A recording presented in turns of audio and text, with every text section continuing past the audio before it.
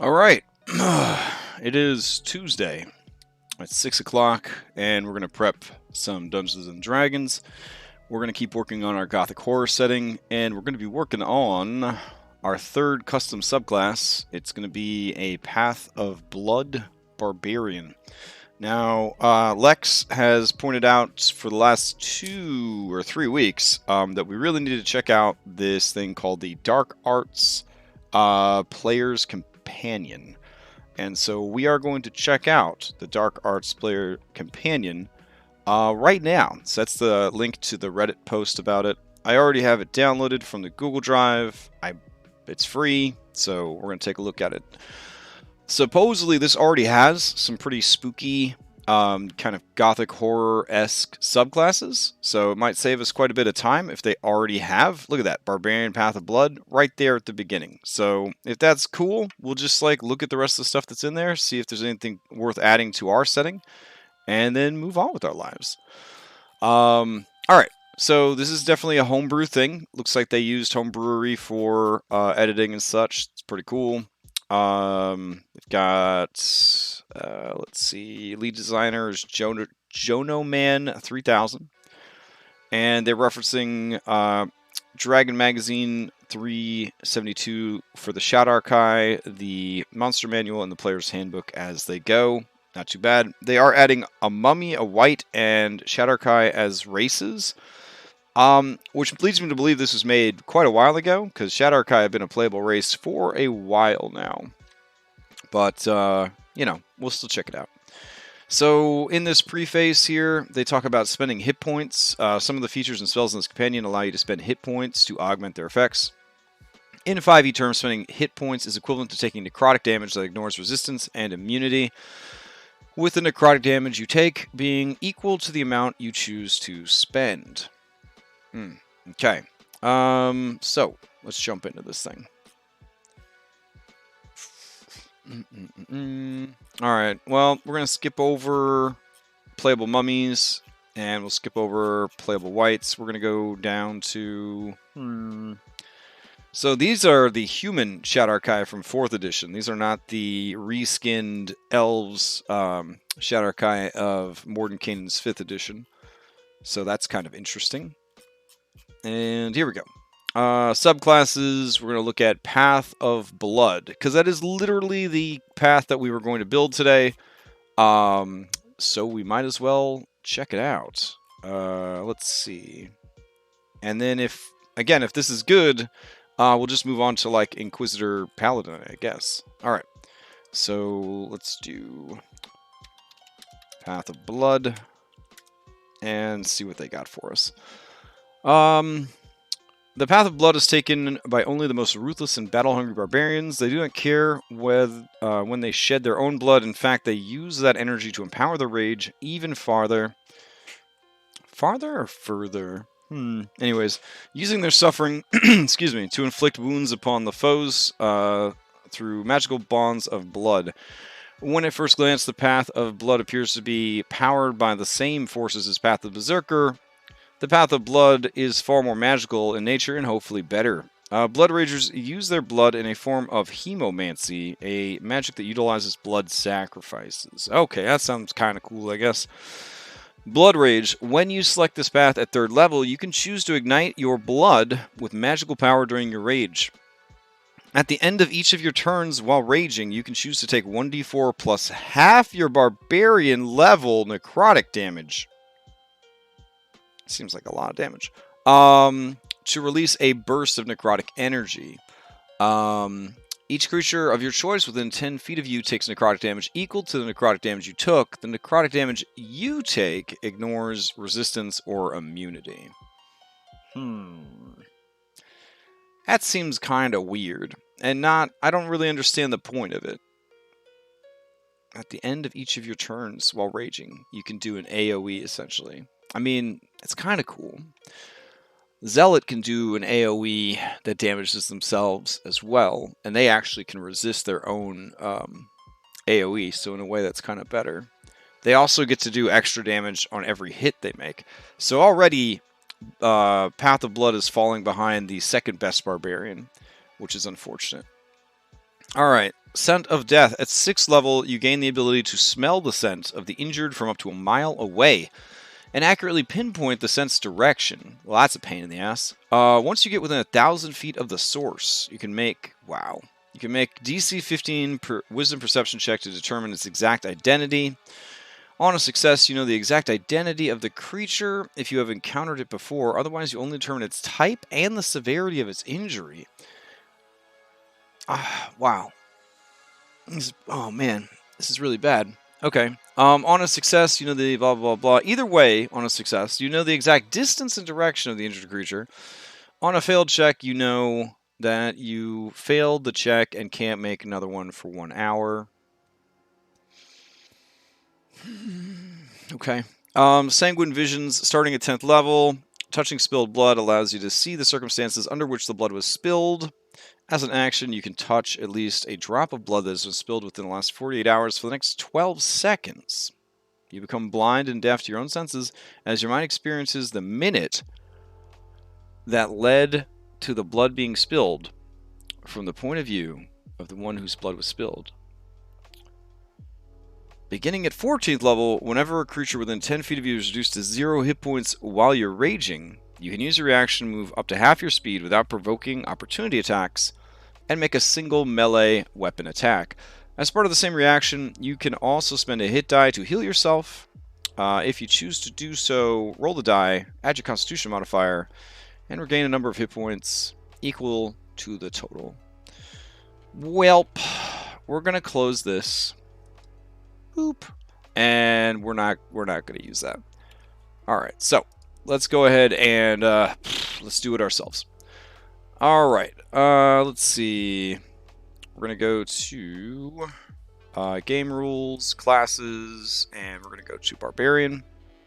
And then we're also going to open up, let's see, game rules, classes, and Blood Hunter. Alright, we're going to take a look at these two different classes. So, wow. No one ever plays a Berserker, so we could certainly crib as much as we want from Berserker, and that would be completely fine. So let's scroll on down. Let's see, optional shit. All the optional shit for Barbarians is fantastic, and in my opinion, pretty balanced. And it really kind of fleshes the class out a lot more, so I like all that stuff. Alright, Ancestral Guardian, I'd say, is probably the third best Barbarian in 5e. It's an excellent tank and support, though it lacks the raw endurance that a Bear Barbarian has, and it lacks the immortality that the Zealot has. But I think it's very flavorful, and I think it's a very cool class. So it's kind of ghost-flavored. You've got the Battle Rager, which is one of the worst, and I guess by modern 5e standards is problematic because it has the audacity to have a species restriction of dwarf only. It doesn't matter because it came from Sword Coast Adventurer's Companion that nobody likes or really uses except to get Booming Blade. So yeah, I mean it's pretty bad, just all over the map. It's just terrible. Now, this is cool. Reckless Abandon. Use Reckless Attack while raging. You also gain temporary hit points equal to your Constitution modifier. Again, Temp HP is the ultimate shortcut to 5e design. If you can't figure out what to do, just have it give Temp HP. Battle Rager Charge is kind of cool. You can take a dash action as a bonus action while you're raging. But it's all the way at 10th level to do that. I don't know. Then you got Spiked Retribution. When a creature within 5 feet of you hits you with a melee attack, they take 3 piercing damage if you aren't raging, aren't incapacitated, or aren't wearing Spectre Blade. So what we want to do, I'm thinking, for Path of Blood, is everything about this subclass focuses on being bloodied, period. And then, of course, we'll reiterate bloodied equals a creature has less than 50% of its maximum hit point. Alright. Man. Path of the Beast, relatively new one. It's pretty fun, kind of cool. It's like you really wanted to play a werewolf, but your DM was like, no. So you picked a shifter as your race, and then you picked Path of the Beast Barbarian as your class. And now you're kind of a werewolf. The other option, of course, is taking the Lycan Blood Hunter and trying to be a werewolf through that. Yeah, but it's okay. It ain't great. It's pretty flavorful, but it ain't great. Path of the Berserker, obviously the worst one, because there's no good mitigation for exhaustion. It was designed when they were sure that everyone was just going to play D&D with, like, I think a couple of encounters a day and then call it quits. I guess, honestly, if you're in a critical role style game where you only have one fight and then a long rest, I mean, Path of Berserker is actually pretty good because they get exhaustion and then they just get rid of it. At higher levels, not so bad if your teammates are willing to cast spells to get rid of exhaustion for you, but then you're basically, they're sinking resources into you so that you can do your frenzy or whatever. So, yeah, not much to say here. What I like here is, starting when you choose this path at 3rd level, you go into a frenzy when you rage. If you do so for the duration of the rage, you can make a single melee weapon attack as a bonus action each turn after this one. When your rage ends, you suffer 1. So what if we did Blood Frenzy? Okay, bear with me here. And instead of exhaustion, we do this. Blood Frenzy equals... starting when you choose the 3rd level, you can go to a Blood Frenzy when you rage. If you do so for the duration of your rage, if you are bloodied, or if you are targeting a bloodied creature, you may make a single melee weapon attack as a bonus action on each of your turns after this one. It's still not great, but it doesn't give you exhaustion afterwards, and it does give you some extra shit to work with as far as having extra attacks and stuff. I'd almost say, I'd almost say start immediately. But we could do this. We could do while in a Blood Frenzy. Let's see. You may deal, and this is where we'll get the Blood Hunter shit up in here. So they got this blood malediction, right? So this makes you do shit to people when you cause damage to yourself. So let's see. Your Hemocraft die column. So we go up here to blood curses known. Where's your hemo blood? What the hell? Where's the column for this? How do their dice scroll up with them? I want some method of like you damage yourself, but you can deal extra damage to your targets. So what if we did? Let's see. Here we go. Rage damage bonus. Okay. While in a blood frenzy, you may deal. You may deal double your normal rage damage bonus, but whenever you do, you take your normal rage damage bonus in non-typed damage that cannot be mitigated in any way, period. Which is sort of like saying necrotic damage that, hey, what's up, Arcing Stories? Yeah, I'm doing alright, man. It's super crazy at my day job right now, but I'm hanging in there. Alright. So I kind of like that. Starting when you choose this at 3rd level, you can go into a blood frenzy when you rage. If you do so for the duration of your rage, if you are bloodied, Or if you are targeting a bloodied creature, you may make a single melee attack as a bonus action on each of your turns after this one. While in a blood frenzy, you may deal double your normal rage bonus, but whenever you do, you take your normal rage bonus in non-type damage that cannot be mitigated anyway. Alright, so probably could get better language on that, but I get the general sense that that's what we're going for. So we'll do 3rd level, and there we go. Alright, let's see. Next up, we've got scroll. The 6th level ability. So we got a spirit shield here. That's kind of cool. I like the idea that when they kill people, they get hit points. Now, I'm pretty sure there's like a Warlock thing where you kill people and you get hit points. So I feel like this is not an unprecedented thing that we're talking about. So let's go to classes Warlock. And let's see, reduce. Alright. When any creature whose name is on the page reduces your hit points, Lance of Lethargy, Tomb of Levistus, reduced by 10 feet, reduce the damage. Alright. Dark One's Blessing. There you go. Whenever you reduce a creature to 0 hit points, you gain temporary hit points equal to your, we'll make it Constitution plus Barbarian. Alright, that sounds pretty good. So we'll do Fueled by Bloodshed. Sweet. So let's see. That's your 6th level ability.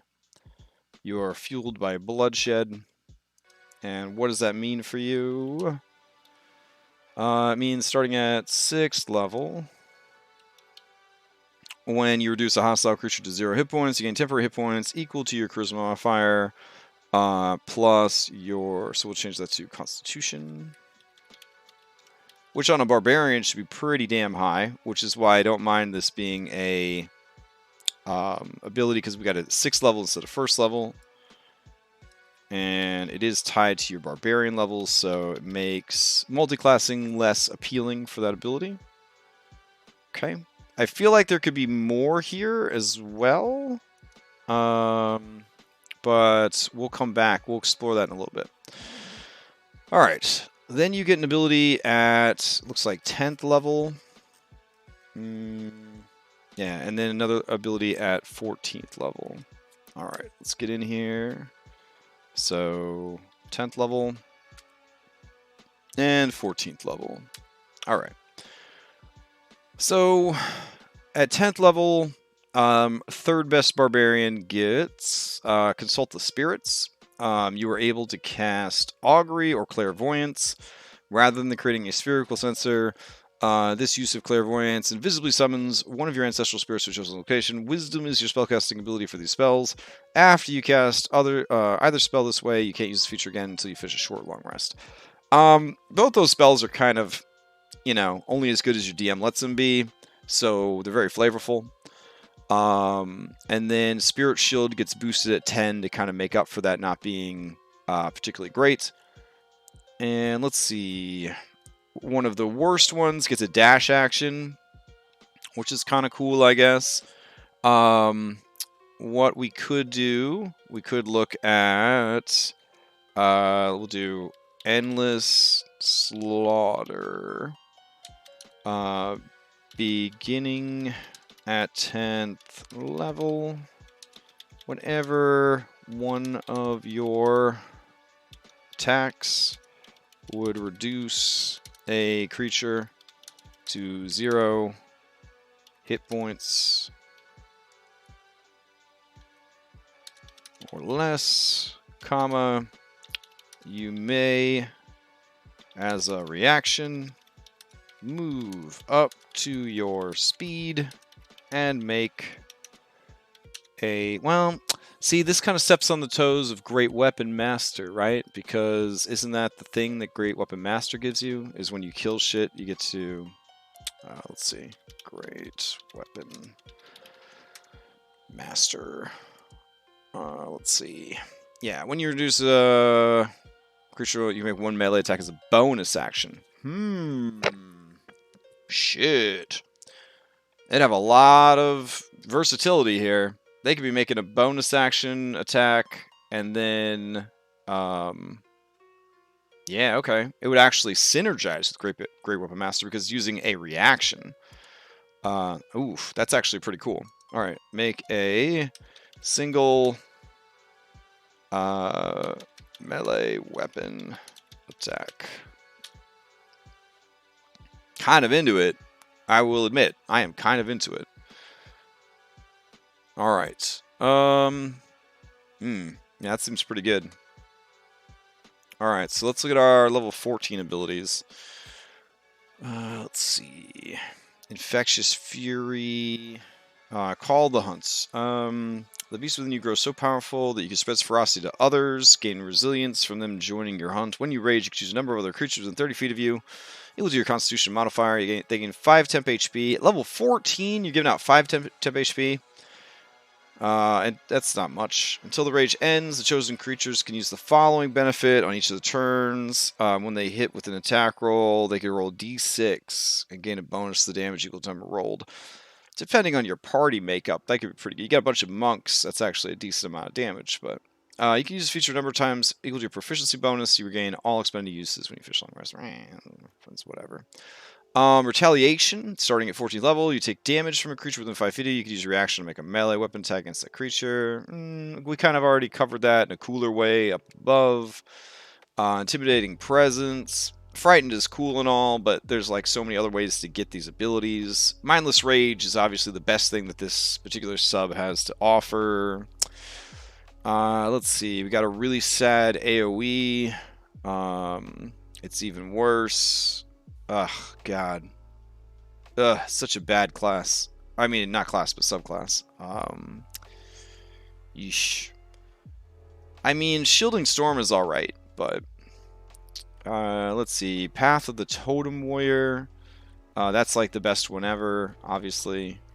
Let's see.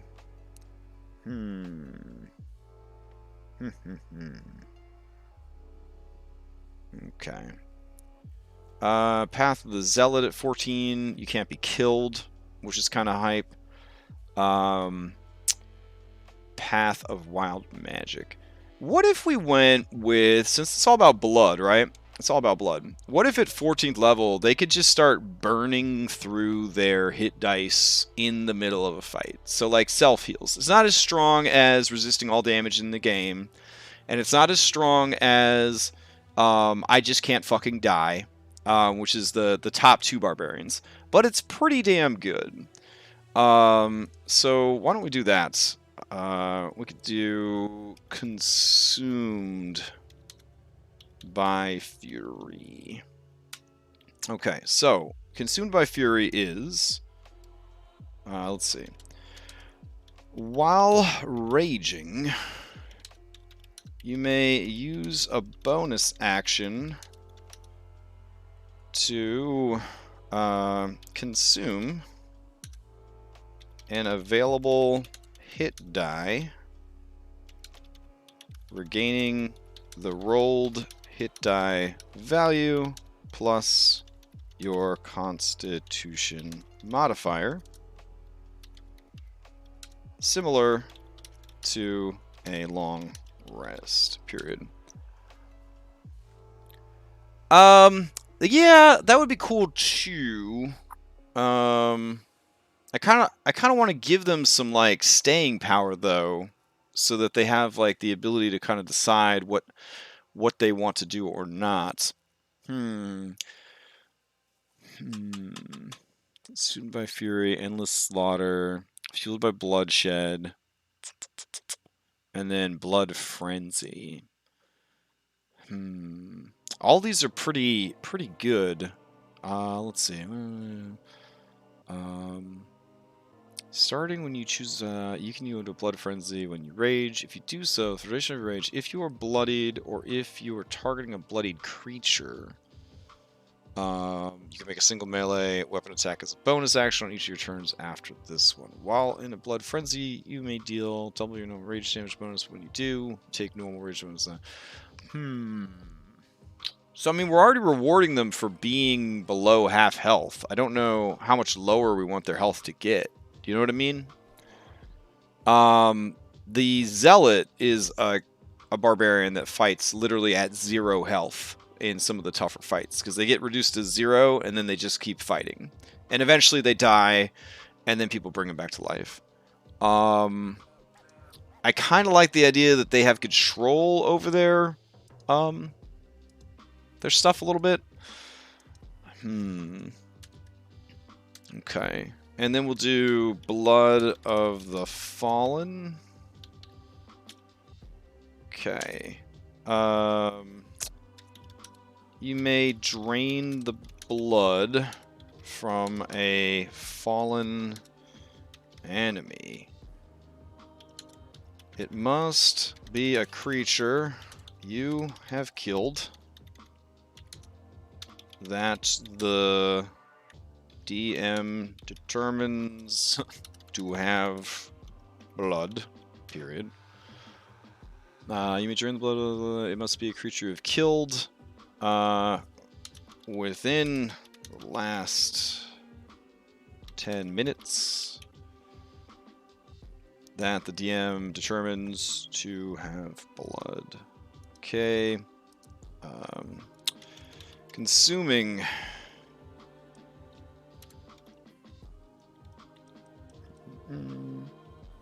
let's see.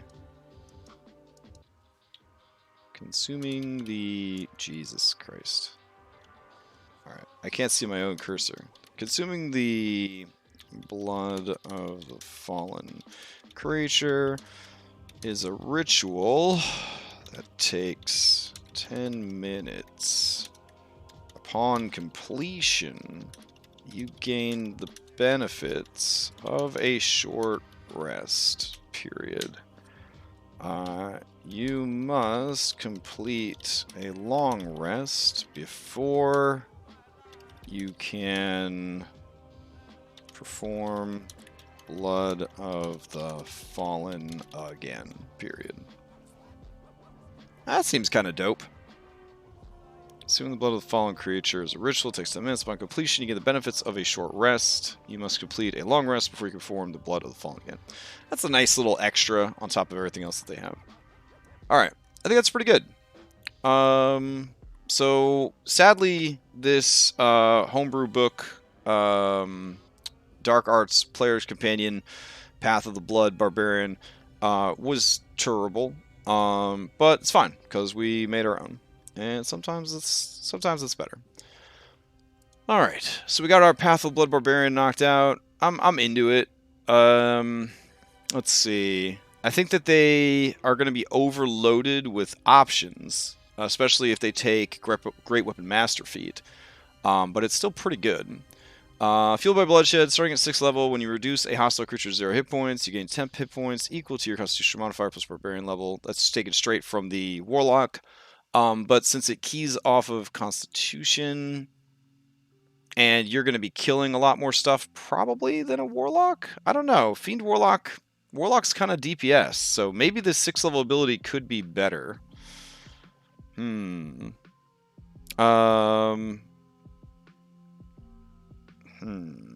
Okay, we should keep the same stuff here. Endless Slaughter. We'll do when you would reduce... There we go. A hostile creature 0 hit points. You may, as a reaction, move up to your speed and make a single melee weapon attack. I feel like that's really good. I think the only one that's kind of weak sauce is the 6th level one. So, that's about it. But overall, I think this is a pretty good class. While in Blood Frenzy, you may deal double your normal rage bonus, but whenever you do, take your normal rage bonus in non-typed damage that cannot be mitigated anyway. I don't know. I think it's pretty good. 6th level ability is kind of a boner compared to some of the others, but it will give you that constant temp HP, ideally, that you need to keep going. And you are going to be a powerhouse as far as the amount of attacks you can make, because if you do it right at 10th level, you could be making quite a few extra attacks there. And then finally, when you get to 14th level, you have good staying power, not nearly as good as the top 2 barbarians, but it certainly puts these guys, I would say, in 3rd place as far as barbarians go. So overall, it's pretty good. Alright, so yeah, that was good, and we still got time. So let's move on to Inquisitor Paladin. Alright. So opening up, let's go to game rules, classes, we'll go down to Paladin. Let's take a tour of the Paladins. And you know what? For Lex, we will go and we will look at the potential Paladin class that they might have here. Let's see. They've also got a Blood Domain Cleric, which I am curious about. But they have all custom spells, which is I don't know. That's a lot of stuff we'd have to vet. The gods of blood are patrons of all varieties of slaughter. Blah blah blah. Blood.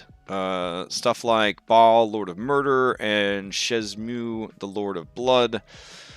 And let's see what we got here. Bonus cantrip, Bloodletting, which we'd have to look up. Wrath of the Blood God. Also at 1st level, you can cause the blood of your enemies to lash out at surrounding creatures, draining them of life. When a hostile creature you can see within 30 feet of you reduces 0 hit points or subjected to a critical hit, you can use a reaction to unleash a burst of necrotic energy from its wounds. Constructs, elementals, and undead are invalid targets. Each creature of your choice within 10 feet of the target, which can include the target, must make a dexterity saving throw. The creature takes 2d4 necrotic damage on a failed save, and half as much on a successful one. You can use this feature a number of times equal to your wisdom modifier. You regain all expended uses when you finish a long rest.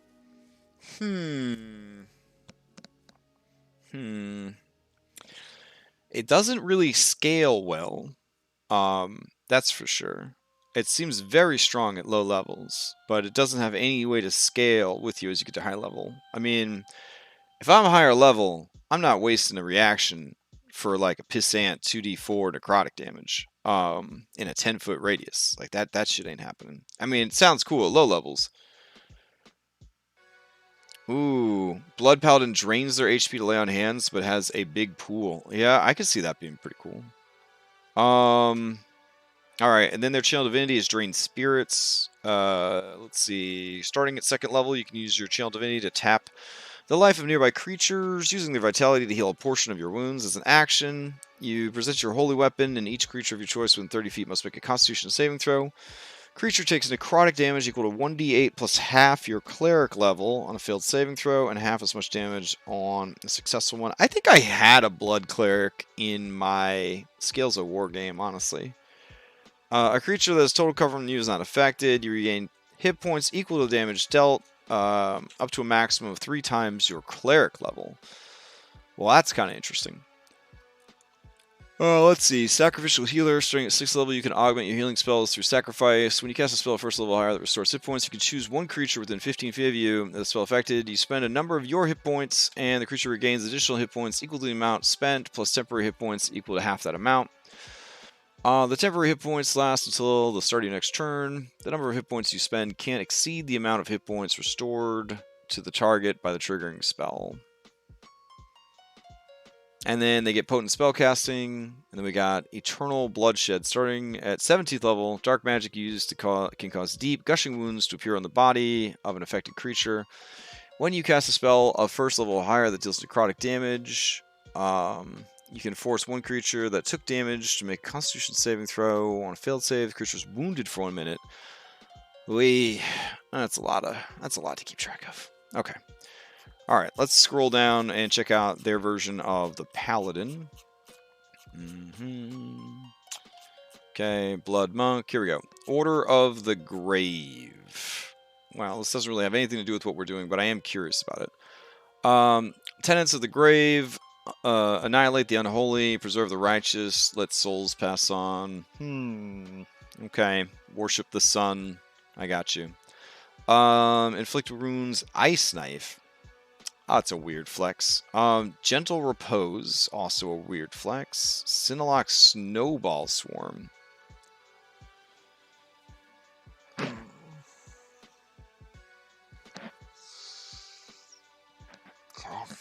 All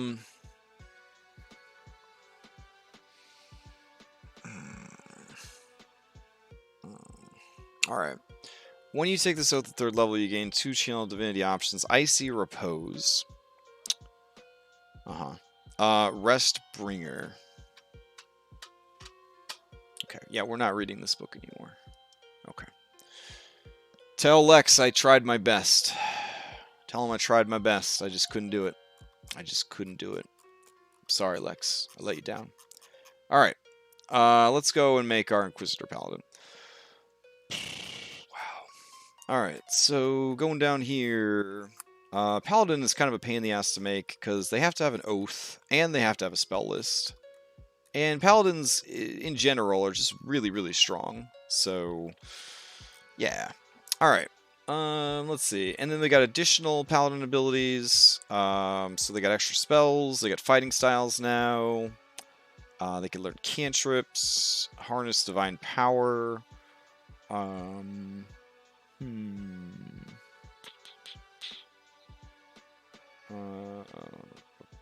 Wow, they regain expended spell slots. I wonder if my Paladin knows that he has this ability. You know what? I'll ask him right now. Hold on. Let's see. Where is he at?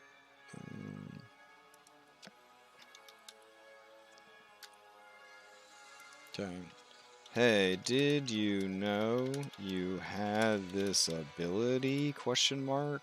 And send. Alright.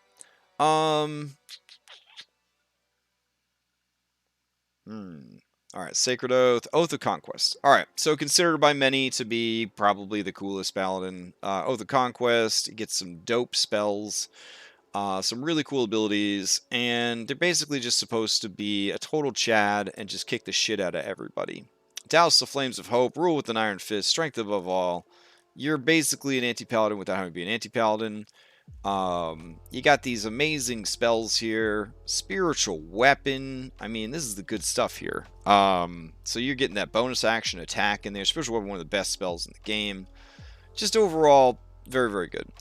Your Channel Divinity can frighten everybody within 30 feet of you. Yeah. You can add +10 to your attack roll even if you fail, which, you know, is kind of insane. So that's pretty good. I mean, they're really, really good. They're really good. Aura of Conquest is pretty nuts. You get a menacing aura that when people are frightened of you, their speed is reduced to 0. And they take psychic damage every turn that they just stand next to you. I mean, you're Darth Vader, basically. And then that increases in level. Scornful Rebuke is phenomenal. I mean, I don't know. Basically, you get a built-in damage shield that does psychic damage, which is a pretty hard one to resist. Not as good as force damage, but pretty good. And then Invincible Conqueror is resistance to all damage. And then you get extra attacks as part of your attack action. And you crit on a 19 or 20. I mean, yeah. It's hard for Paladins, I think, to not multi-class into another charisma-based class. So not everybody's going to unlock this ability. Plus, by the time you get to level 20, I mean, you're going to need all that anyways. Ugh. Alright, so, yeah. Yeah, Oath of Inquisition, that's what I'm thinking, because their job is to investigate, find, you know, traitors, that kind of thing. They had an Inquisitor, I think they had an Inquisitor, oh my gosh, it's so, like, humid in here, like, I'm so sweaty. Alright, they had an Inquisitor in 2nd edition, and they had, I believe, an Inquisitor in 3rd edition. So, we could draw on those things if we needed to. What do we got here? Tenants of Devotion, Honesty, Courage, Compassion. So this is the Devotion Paladin. The Devotion Paladin is the goody-goody, lawful good paladin that everybody pictures when they picture a traditional paladin. Then you've got Oath of Glory. They're not very good. That's the easiest way to describe them. They are not very good. So yeah, we're just gonna move on past. I think they might be the worst paladin, maybe. We've got Oath of Redemption. And this one's kind of cool. You're a bad guy and you're trying to be a good guy. So that's kind of cool. You get some interesting spells like Hypnotic Pattern and Sleep, which are pretty cool. And then at high levels, you get Wall of Force. So some pretty interesting abilities here. You also get bonus to Persuasion. And you're also able to have people chill out when they're angry. It's all about, it's honestly more about protection, I think, than even the protection one. Oath of the Ancients is a lot of fun because you've got sort of a plant theme going, so you kind of wanted to do like a nature knight, like a green knight situation, so they're kind of cool. Oath of the Crown is from Sword Coast Adventurers Companion, and I think it's my favorite one, honestly. I think it's really cool. It gets some good shit too, like Spirit Guardians, Banishment, Command. Compelled Duel seems cool, but it's really not. And then as far as their abilities go, Turn the Tide. If you're in a really hard game where people are constantly getting knocked down, like Turn the Tide is fantastic. If you're playing in a pretty easy game, you're like never going to get to use it. Champion Challenge is a better version of Compelled Duel. But overall, I mean, any of these things where you try to force people to fight you, it's hard to get those to work. Let's see.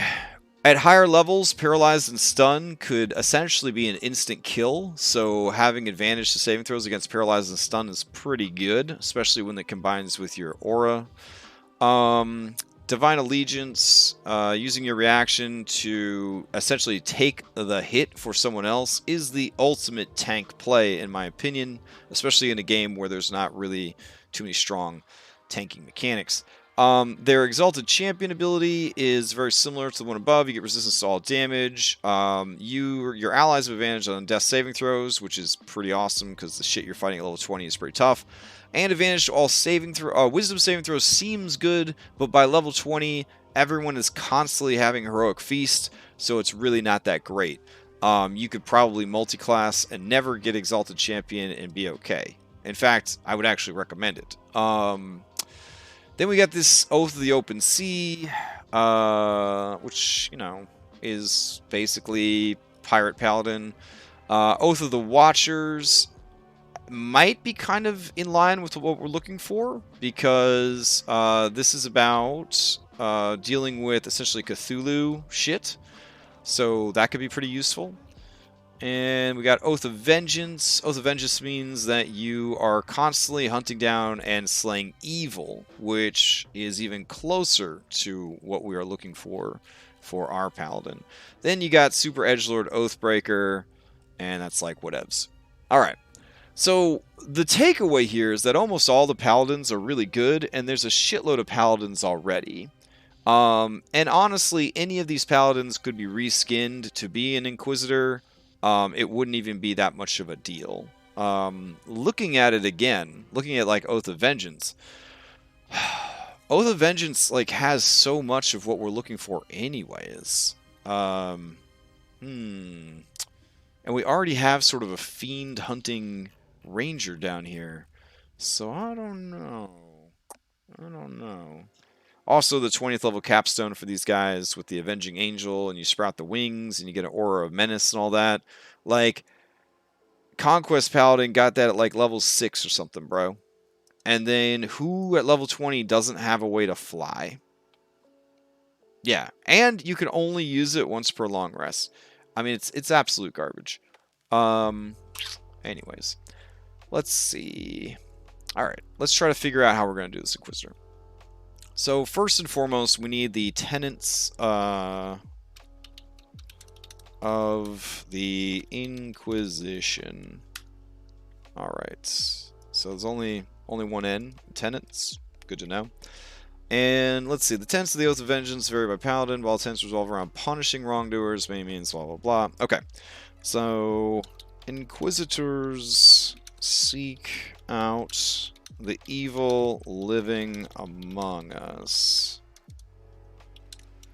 The best of the Inquisition seeks to free mortals from the malicious and manipulative grip of the supernatural. The worst of the Inquisition performs wholesale slaughters and witch hunts, uncaring who is consumed by the fires of their zealotry. Period. Cool. So, you know, it could be good or bad, I guess. So let's see. Find and remove supernatural threats living amongst the common mortals of the realms. Okay. Let's see. No mercy for the wicked. Let's see. Better to err on the side of... No. Let's see. Oaths are so hard to write. Ugh. Let's see. I mean, vengeance has got it down here. By any means necessary, no mercy for the wicked, and restitution. So, let's see. Find and remove supernatural threats living amongst the common mortals of the realms.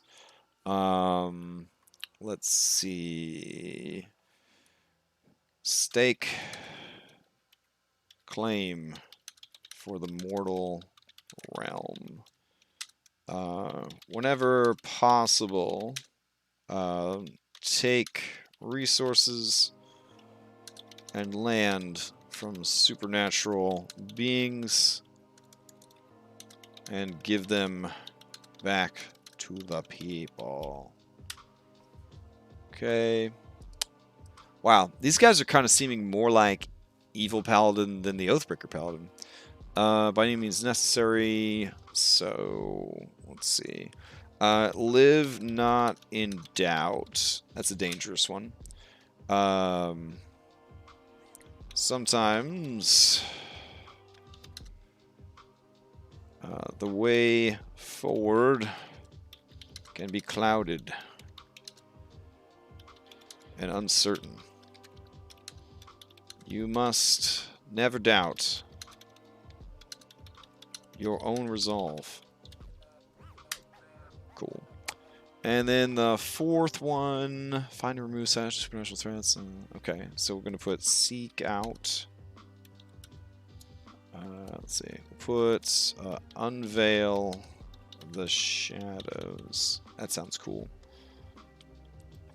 It'd be even cooler if I spelled it right. There we go. So unveil the shadows, stake claim for the mortal realm. Nope. There we go. And then live not in doubt. And then finally, never succumb to temptation. Working so closely with powerful supernatural forces, you will be tempted and lured towards their brand of evil. You must resist at all costs. Nice. Alright. Sounds kind of exciting and edgy as far as oaths go. I'm down with that shit. Alright. So let's see. Tenants of the Inquisition is done. Then we have to do their channel divinity. Okay. Would it be crazy to just give them like True Sight at like level 3? I feel like it would break a lot of like campaign stories. It would be the 2nd and 3rd edition equivalent of detecting evil. And you go and you meet like the local guy and you detect evil. And it's like, oh, they're super evil. I mean, nowadays with alignment being phased out and all that, it would be a lot harder. Like they have divine sense, but I mean, divine sense kind of sucks in 5e. If they're disguised, you can't use it. If you can't see them, you can't use it. I mean, there's a million restrictions and limitations on it. So let's see. What would be cool channel divinity? Okay. How about this? We'll do touch of silvered iron. Alright. This is very campaign specific, but touch of silvered iron basically it's going to be similar to Abjure Enemy, but we'll put as a bonus action, you infuse your touch with the essence of radiance. Okay. Your touch is considered a melee weapon with which you have proficiency.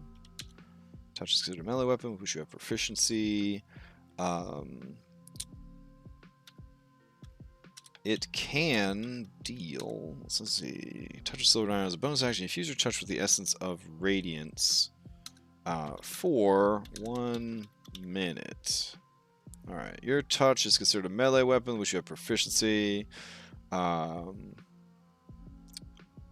it can deal 1d8 plus your charisma radiant damage, which doesn't mean shit because, like, far realm creatures are resistant to radiant damage.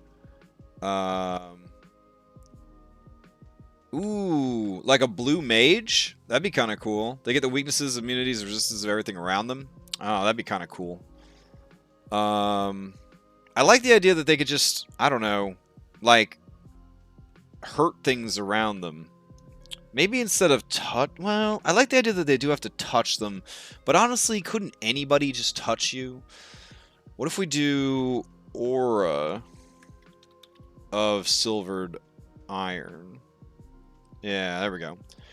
So we'll do as a bonus action, you infuse the air around you with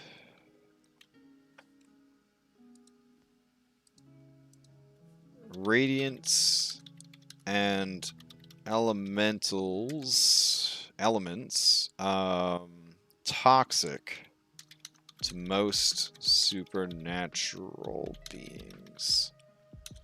Okay. For 1 minute, any creatures vulnerable to radiant damage, iron, cold iron, or silvered weapons. Okay. That ends its turn within 30 feet of you? That's pretty fucking good. 30 feet, 15 feet, 20 feet. I feel like they need to be a bit more hands-on. So we'll do 15 feet. For 1 minute, any creatures vulnerable to radiant damage, iron, or silvered weapons that ends its turn within 15 feet of you takes damage equal to your paladin level plus your charisma modifier. There we go. Highly specialized, but kind of cool. And then because it's highly specialized, we can also give them something like 10-foot range. Book God 22222. Yeah, maybe 10 feet would be better. Because then you do have to get all up in people's faces. And then we will put Divine Insight. And that will be similar to the ability up here for Persuasion, but we will make it apply to the Insight skill. Let's see. Which one of these nerds had Persuasion? I think it was Protection. Oath of Redemption. Was it Redemption? No, it was definitely Protection. Nope, it was. Alright. So we'll do this. And blop. There we go. You can use your your channel divinity to augment your senses with divine power. As a bonus action, you grant yourself a +5 bonus to wisdom insight checks for the next 10 minutes. There we go. There we go. Ooh. This uses your channel divinity, so I'm assuming you know, it just happens for a minute. But you're right, if it is dealing constant damage, maybe it should yeah. For 1 minute or until you end your concentration on this effect. There you go. Comma. Any creatures vulnerable to radiant damage, iron, cold iron, or silver weapons that ends its turn. Because, yeah, you could wipe out an entire room of low-level devils, fairies, demons, that kind of thing, with this ability. Because even though it's only a 10-foot radius, it is auto damage if they can't get away from you or if they run up to you and try to kill you. So, yeah, we should definitely restrict it to concentration. That's a good call. Good call there. All right. So far, so good. I'm liking that shit quite a bit. Alright, let's see. And let's see. Go how? There we go. And so now we have our Channel Divinity knocked out. We got to pick out our spells. So we need our Oath of Inquisition spells. Alright. Let's see. Oath of Inquisition. Spells. Paste it in. We don't need this. There we go. And then all these guys. We can do like that. Alright, cool.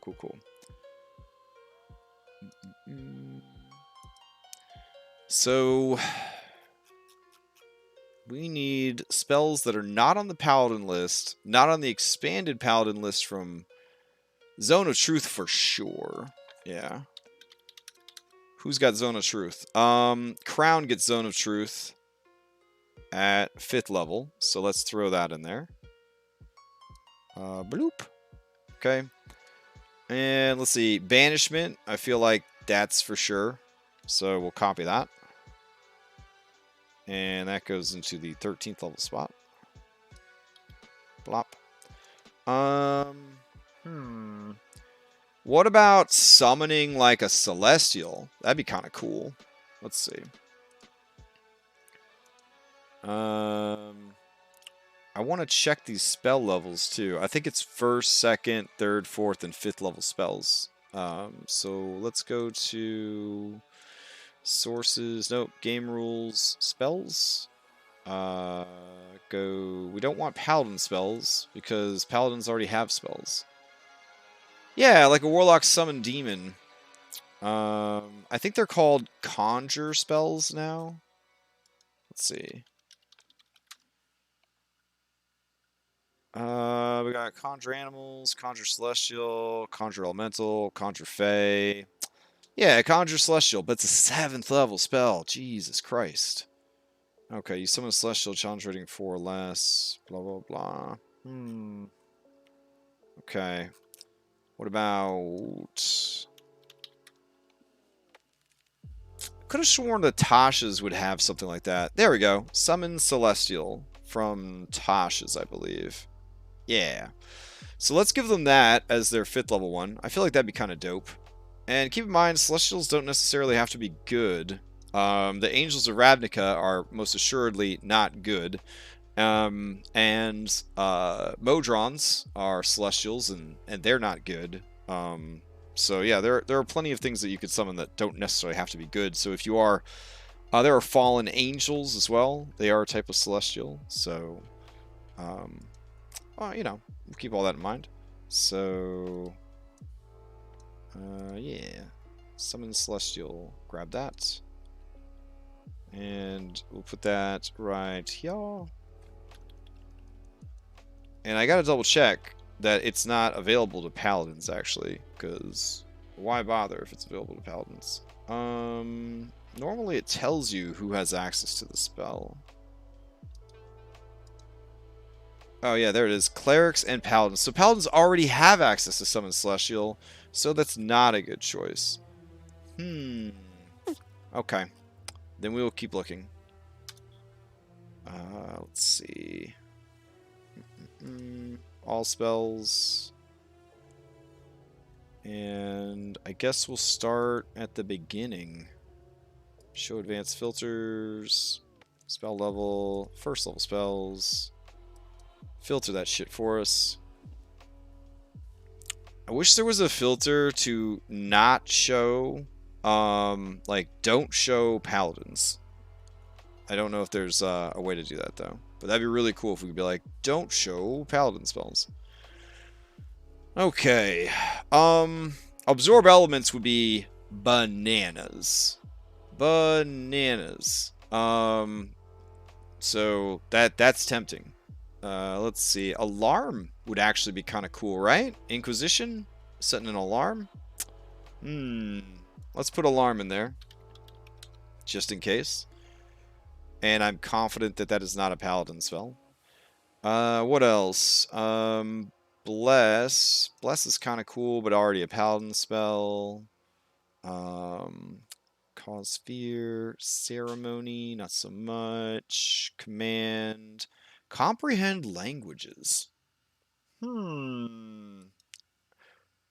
kind of feel like that might be important. Like, if it sucks, depending on your campaign, but comprehend languages might be...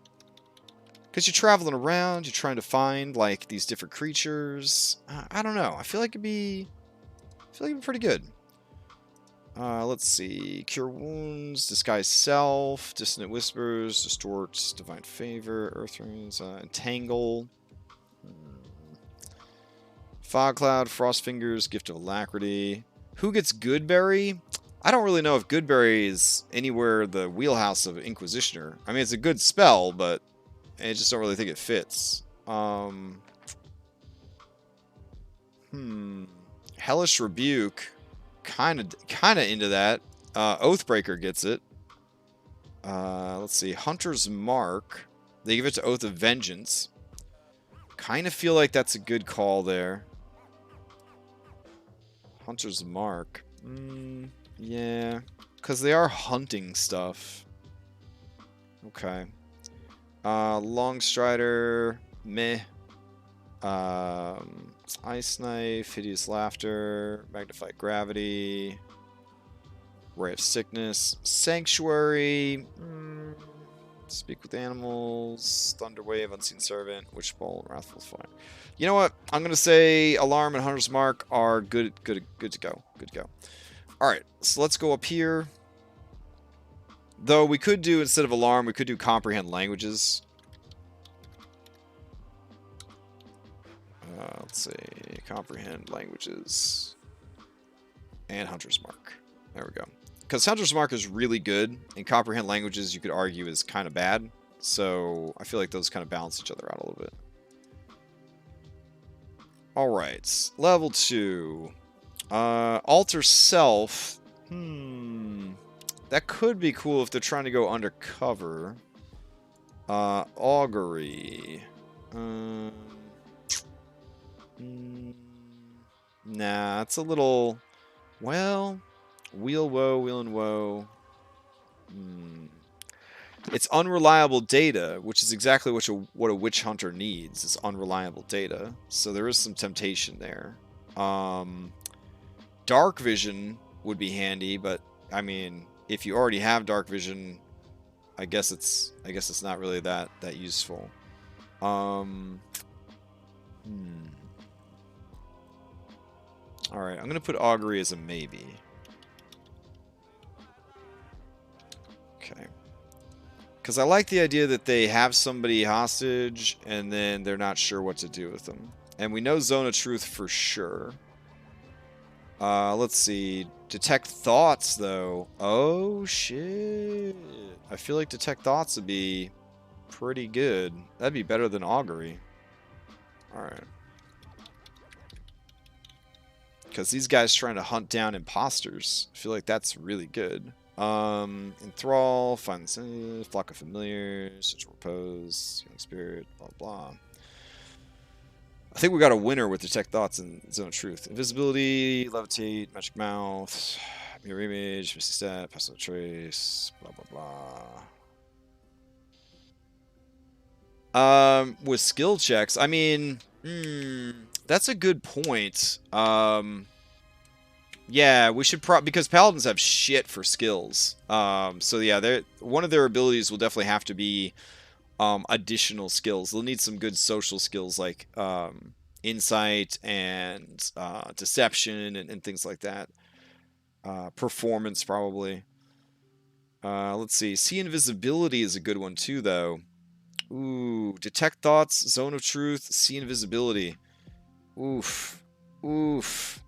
How do you choose? All three of those are really good. Okay. I don't know. See invisibility, silence, summon beast, blah blah blah, wrist pocket, and okay. I almost feel like detect thoughts is too good for this. Like, I feel like it kind of saves them too much trouble. Like, Zone of Truth, like, you're still having to interrogate people and shit. So let's do that. We'll do see invisibility. Don't want to make the job too damn easy. Let's see. So see invisibility is for Oath of the Watchers. So there's a little bit of overlap, but it's not an actual paladin thing. Okay. Let's move on to our third level spells. We're going to get rid of seconds. We're going to go into third. We are at time, but I kind of want to at least finish the spells, and then we'll call it, and we'll just continue this next week. Let's see. Counterspell, pretty fucking good. I mean, it's hard to turn down a nice smite for a, for counterspell, but it's hard to lose a smite when you got a counterspell. Yeah, that's another... I like the Channel Divinities that we have, though. So I don't know if I want to do that. Detect Thoughts is pretty damn good instead of, like, see invisibility. Maybe I'll leave both for now, and we'll figure out which of those we want to use. Let's see. Fast Friends might actually be pretty good.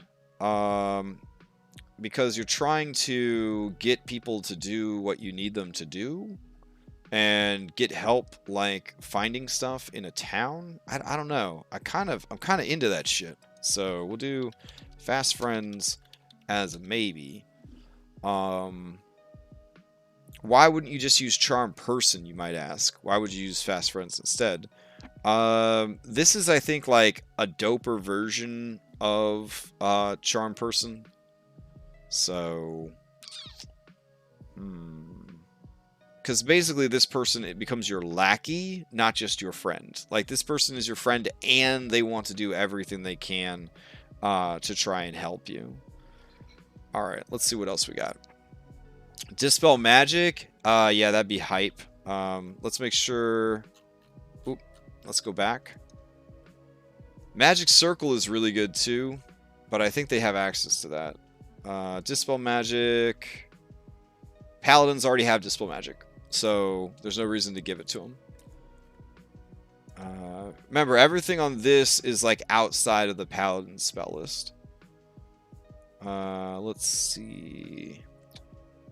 Insight, Greed, Life Transference, Lightning Bolt, Magic Circle. Paladin has access to Magic Circle already. Charm Magic is not really going to help them too much, honestly, because so much supernatural stuff has resistance to mind-affecting spells. Non-detection. That's another Oath of the Watchers thing. Which we said there was going to be some overlap. Let's see. But non-detection, especially if you're hunting something, you might not want it to be hunting you. I feel like that's pretty good. Let's see. A lot of paladins get protection from energy, which is kind of cool, especially if you know the specific thing that you are hunting. So that's another potential. Speak with Dead. Wow, no paladins actually get Speak with Dead.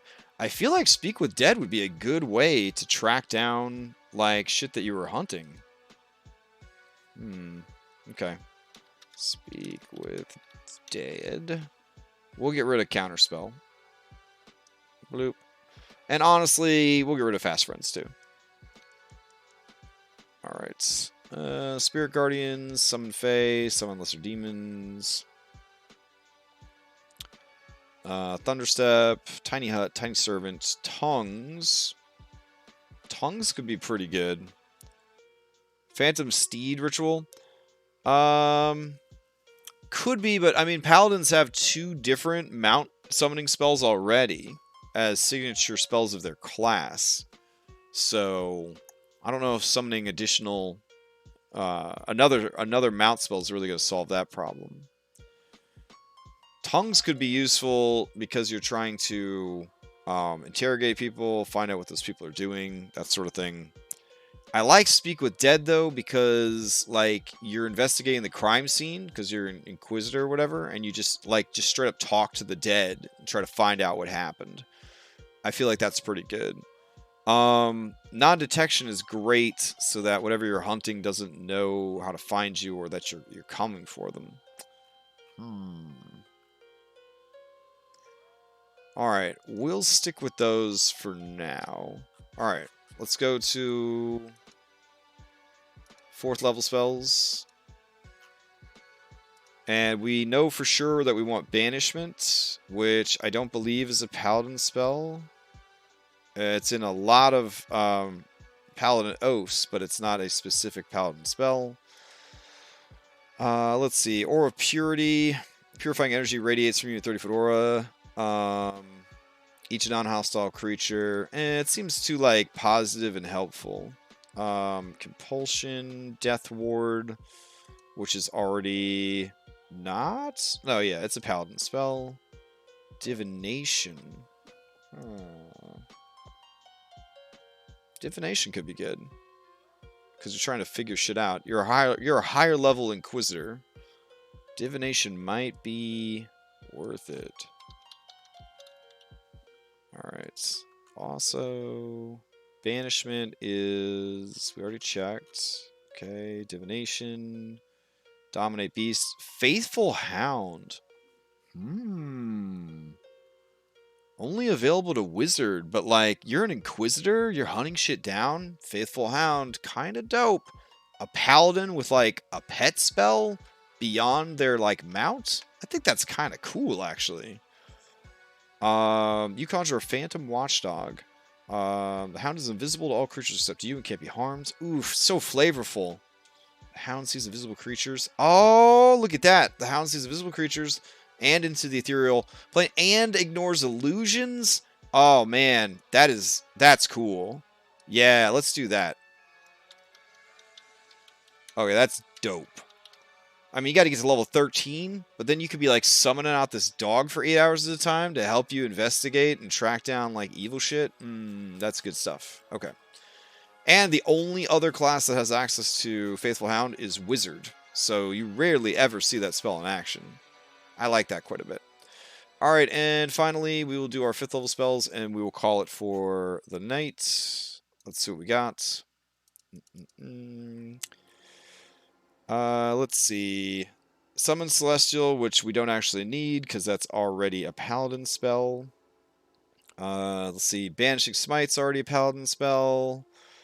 Let's see. Contagion, Control Wind, Creation, Dawn is already... Oh, wait. The Light of Dawn shines down on a specific location until the spell ends. 30-foot radius, 40-foot high cylinder of bright light. The light is sunlight. Welp. That seems like it'd be pretty good for hunting undeads. Alright. Let's see. There we go. And... I mean, admittedly, they don't just hunt undeads, but they could be pretty good.